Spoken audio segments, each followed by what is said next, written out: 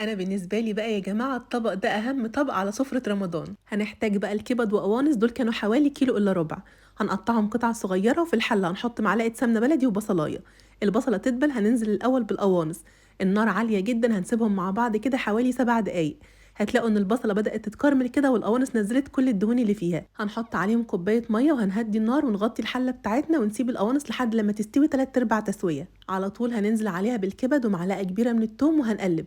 وانتوا بتقلبوا الكبد كده قلبوها بالراحة وبظهر المعلقة. هنبهر بقى بملح وكمون وكزبرة وبابريكا وفلفل اسود. هنسيب الكبد كده على النار بالظبط من 5 ل7 دقايق. هنخرج بقى الكبد والقوانص على طبق وهنسيب كل الدهون اللي في قلب الحلة زي ما هي.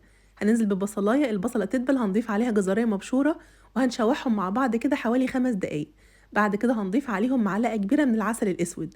وهنرجع نقلب الكلام ده كله مع بعض، وهنضيف عليهم معلقة قرفة ومعلقة ملح ومعلقة فلفل اسود ومكعب مرقة فورية. هننزل عليهم بقى بمية بتغلي، وحطوا المية على حسب انتوا هتحطوا رز قد ايه. حطيت بقى كوبايتين رز بسمتي، وتقدروا تعملوها برز مصري عادي جدا. هنسيب الرز بقى لحد لما يتشرب، وهنحمر شويه مكسرات كده في معلقه سمنه بلدي. اول بقى لما الرز يتشرب هنديله تقليبه واحده كده، وننزل بالكبد والقوانص على وش الحله بس في جنب كده، علشان بقى وقت الغرف الرز بتاعنا يكون شكله نظيف، وكمان الكبد والقوانص ما تكونش مهروسه معانا. وطبعا هنهدي النار ونسيبهم مع بعض كده بالظبط 10 دقايق.